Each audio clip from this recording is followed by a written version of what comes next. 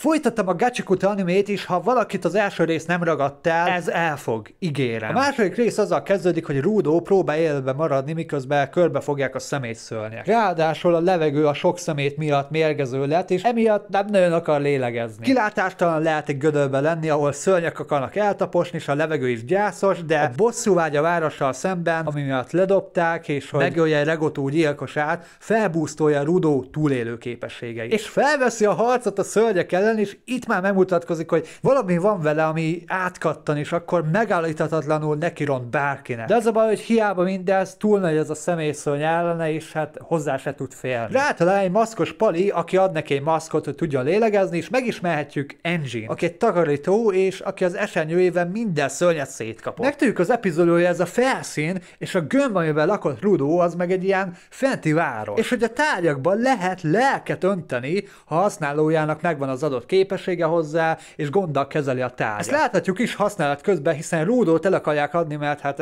ezek a tagok utálják a fentieket, mert megmérgezték a földet, és most szeméttel próbálják megetetni Rudót, aki leharapja a csávó ujjáról a bőrt.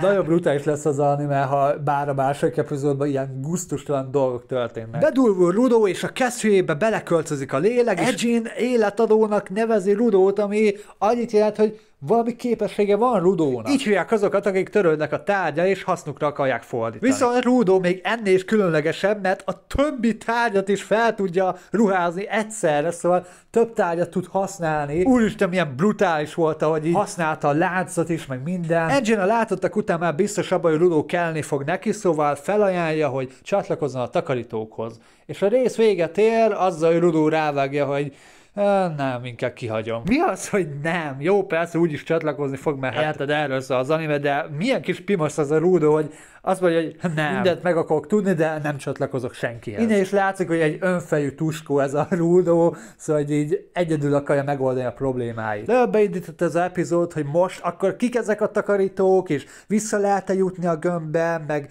miért van képessége Rudónak, meg miért van egyáltalán egy fenti város, és ha van egy fenti város, ahol az elitek élnek, miért élnek ott a szegények is közben. És Rudo kezeinek mi köze amúgy ez a képességhez, mert biztos, hogy valamiért azért néz ki így a keze, mert valami köthető ehhez a felruházáshoz, szóval nagyon kíváncsian várom, hogy miket, mikor fogunk megtudni ebbe az animébe, szóval brutális, és